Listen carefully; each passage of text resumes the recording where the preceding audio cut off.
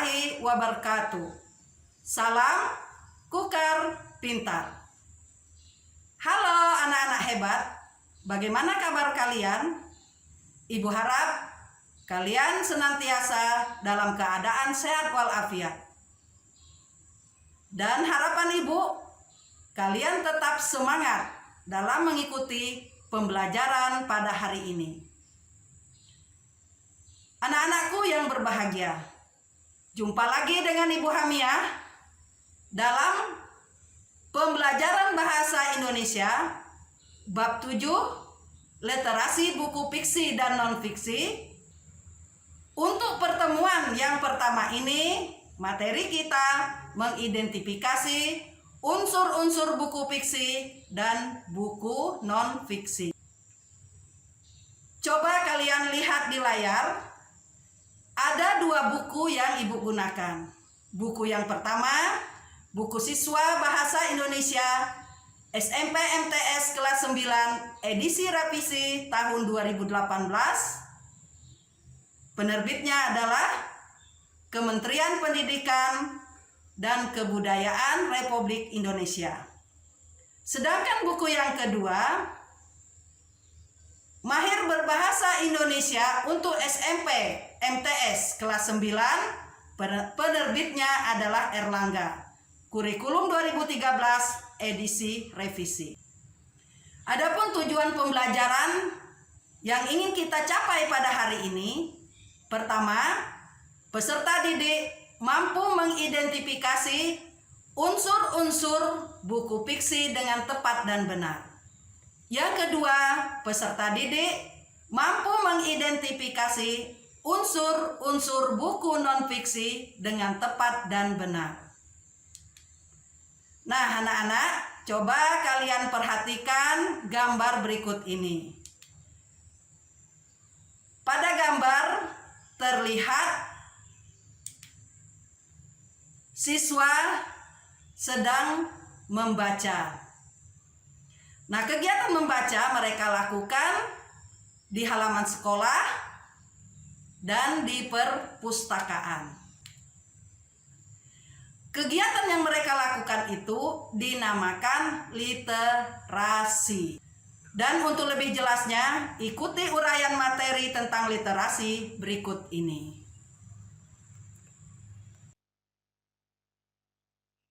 Baiklah anak-anak, sekarang coba kalian perhatikan uraian materi berikut ini.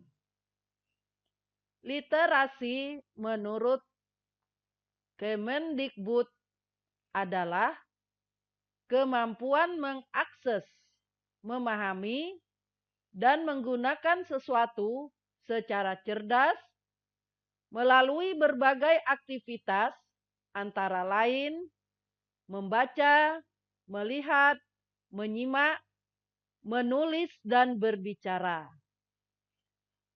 Gerakan literasi sekolah atau GLS merupakan suatu usaha atau kegiatan yang bersifat partisipatif dengan melibatkan warga sekolah. Ada dua jenis buku yang dapat kalian baca dalam kegiatan literasi. Yang pertama, buku fiksi. Fiksi adalah rekaan, khayalan, tidak berdasarkan kenyataan, menurut Kamus Besar Bahasa Indonesia. Jadi, buku fiksi merupakan buku yang didasarkan pada proses imajinasi atau khayalan pengarang. Buku yang kedua adalah buku non-fiksi. Berarti tidak berkaitan dengan buku fiksi, tetapi berdasarkan fakta dan kenyataan, menurut Kamus Besar Bahasa Indonesia. Baiklah anak-anak, coba kalian perhatikan tabel berikut ini. Di sini Ibu tampilkan contoh jenis buku fiksi dan contoh jenis buku non-fiksi. Jenis buku fiksi. Ada roman, novel, dongeng, dan antologi cerpen. Sedangkan jenis buku non-fiksi ada biografi, literatur, kamus, ensiklopedia, buku motivasi, dan buku pendamping. Nah, itulah jenis buku fiksi dan jenis buku non-fiksi.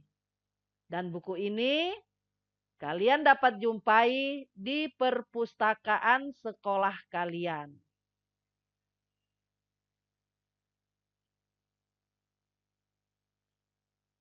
Apa saja unsur-unsur buku fiksi dan buku non-fiksi? Perhatikan tabel berikut ini. Unsur buku fiksi. Pertama, ada sampul buku. Kedua, pokok bab buku. Ketiga, judul bab atau opsional. Yang keempat, tokoh dan penokohan. Yang kelima, tema cerita. Keenam, bahasa yang digunakan. Dan yang ketujuh, penyajian alur cerita. Sedangkan unsur buku non-fiksi, pertama, ada sampul buku. Kedua, pokok bab buku. Ketiga, judul bab dan subbab. Keempat, isi buku. Kelima, cara menyajikan isi buku. Keenam, bahasa yang digunakan. Dan yang terakhir, sistematika yang digunakan. Nah, itulah tadi uraian materi pembelajaran kita tentang unsur-unsur buku fiksi dan buku non-fiksi. Sekarang coba kalian lihat LKPD 7.1 yang Ibu tayangkan di layar. Kegiatan pertama. Pinjamlah masing-masing sebuah buku fiksi dan buku non-fiksi di perpustakaan sekolahmu. Yang kedua, tentukan unsur-unsur buku fiksi dan buku non-fiksi tersebut disertai dengan uraiannya. Yang ketiga, setelah kalian selesai mengerjakannya, laporkan hasil kerjamu kepada gurumu di sekolah. Dan yang keempat, jawaban ditulis pada tabel seperti yang Ibu contohkan.